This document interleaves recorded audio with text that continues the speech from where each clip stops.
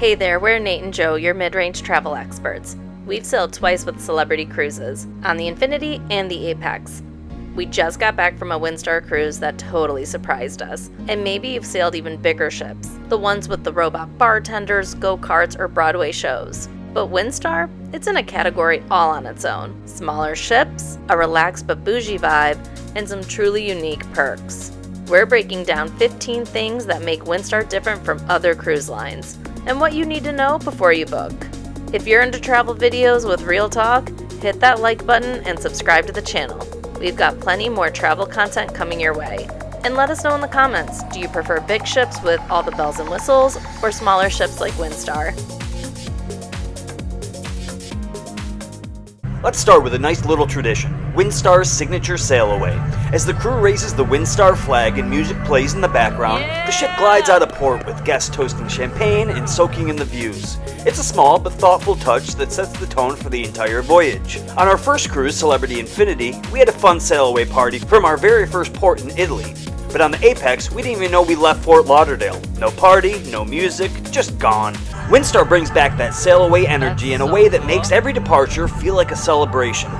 And they do it from every single port. Windstar ships are small, from 148 to just over 300 guests.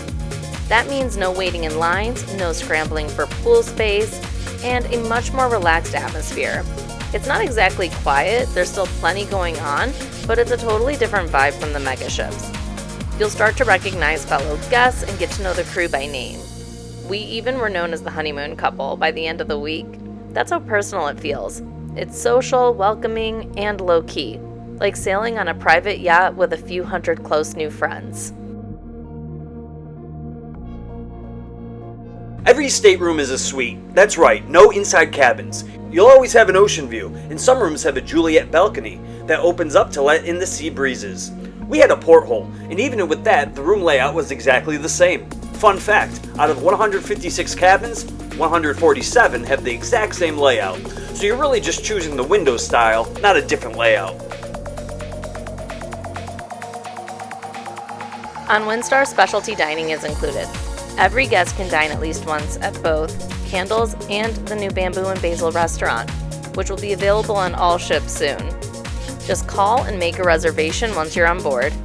And if there's space, you can dine there more than once, but it's based on availability. No extra fees, just good food and good views.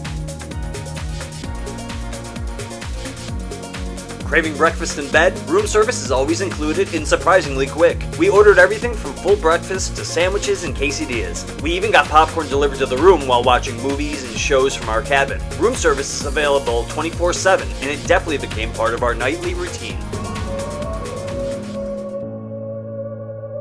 In select ports, Windstar hosts destination discovery events, like a fire dance show in Bora Bora that lights up the night sky. In Turkey, it might be an unforgettable dinner among the ancient ruins of Ephesus. And in other destinations, you might find a relaxed, deck-top dinner party under the stars. These are the kind of experiences that usually cost extra on other cruise lines, but here, they're included, and they often become the most memorable nights of the entire trip. The pool is small, but the pool to passenger ratio is actually better than some bigger ships.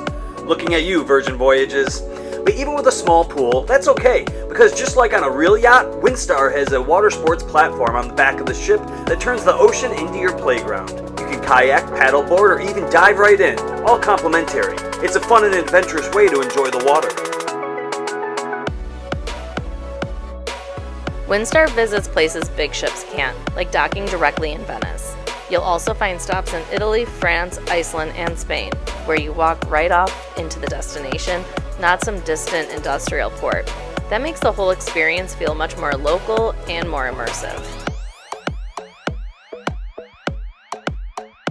Windstar's staff-to-guest ratio is close to 1-to-1, way better than most big cruise lines, which usually have one staff member for every 2.5 to 3 guests. And it really shows. By day 2, the crew knew our names, how we liked our coffee, and even our favorite drinks. I mentioned once that I couldn't have grapefruit. Later that week, a bartender named Jack remembered and stopped me from ordering a drink with grapefruit, and offered a pina colada instead. That kind of attention just doesn't happen on big ships. It felt more like a boutique hotel than a cruise. There's no crazy reservation system here. Meal, drinks, activities, it's all laid back. The Star Grill was perfect if you wanted a casual lunch or dinner. We had a port every day, so the vibe was chill and easy.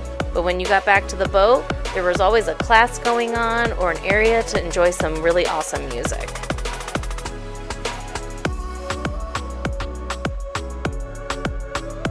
The bridge is open to guests when safe, so you can chat with the captain and see how the ship runs.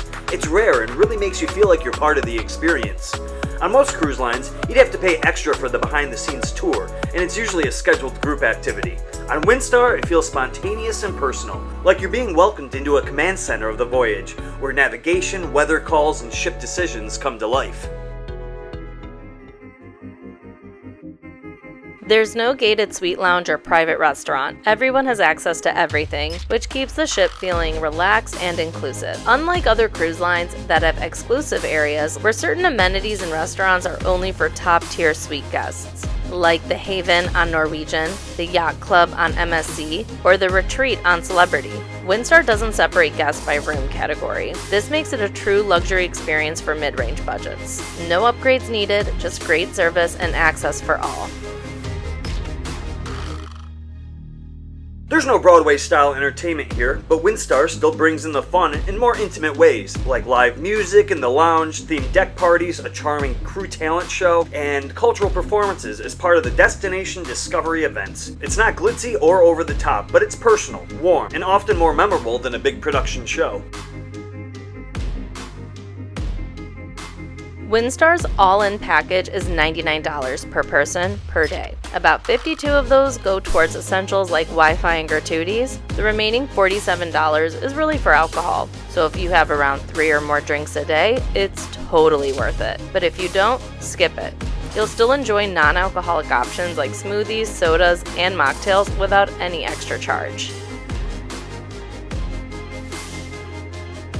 There's no official coffee shop. You'll find espresso machines in the lounges, and the Yacht Club bar can make lattes and basic espresso drinks, but don't expect anything fancy. This isn't Cafe El Baccio on Celebrity with their lavender lattes and custom creations. Windstar's setup covers the basics, but it's not for coffee snobs looking for a full cafe experience. So if you're looking for a cruise that feels more personal, more peaceful, and more destination focused, Windstar delivers. It's not about the flashy features. It's about quiet luxury, beautiful ports, and intimate moments. And even with a few trade-offs, it just might be your favorite cruise yet. It definitely was ours. If this video helped you, let us know in the comments and where you're going next. Don't forget to like and subscribe and check out our other travel videos. Happy sailing, Yorana!